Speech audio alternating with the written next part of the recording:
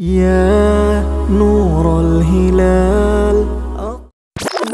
Ini Fakihah dan Darwisha. Mereka berdua ni kawan rapat dan selalu saling menolong. Ini pula Seri. Dia seorang murid yang aktif. Tetapi akhlaknya... Aduh, lemahnya tangan.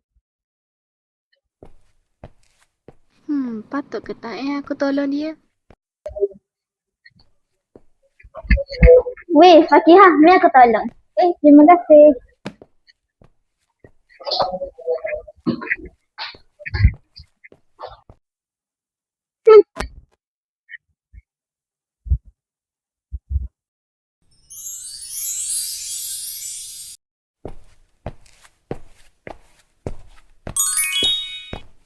Perempuan ni kenapa tiba-tiba je senyum.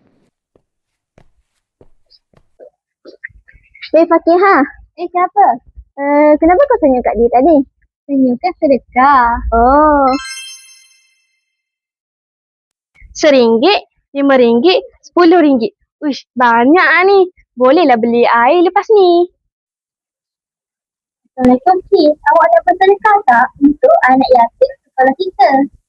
Buat apa sedekah? Kan aku pun anak yatim.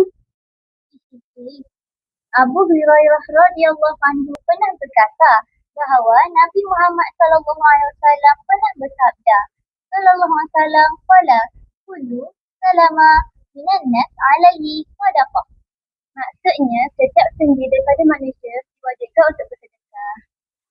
Oh, baru saya tahu. Kalau macam tu, saya nak sedekah lah.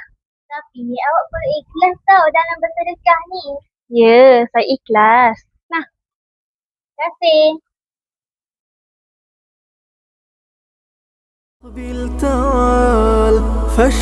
عن أبي هريرة رضي الله عنه قال قال رسول الله صلى الله عليه وسلم كل سلام من الناس عليه صدقة كل يوم تطلع فيه الشمس تعدل بين اثنين صدقة وتعين الرجل في دابته ففتحمل له عليها أو ترفع له عليها متاعه صدقة والكلمة الطيبة صدقة وبكل خطوة تمشيها إلى الصلاة صدقة وتميط الأذى عن الطريق صدقة. Daripada Abu Hurairah radhiyallahu anhu, Nabi Muhammad SAW bersabda, setiap sendi manusia dituntut supaya bersedekah pada setiap kali terbitnya matahari. Mendamaikan antara dua orang yang berbalah adalah sedekah. Membantu seseorang pada kendaraannya, lalu engkau membantunya untuk naik ke atas kendaraannya atau mengangkat barang-barang ia ke atas adalah sedekah.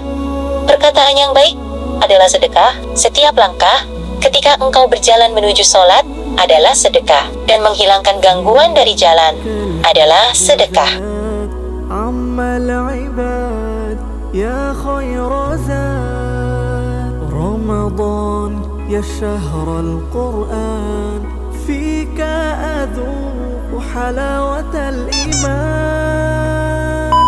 لا تنقضي أنت للروح دواء Kenapa kau senyum kat dia tadi?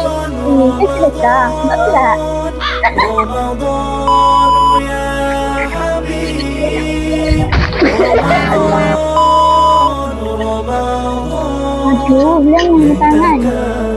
دوما قريب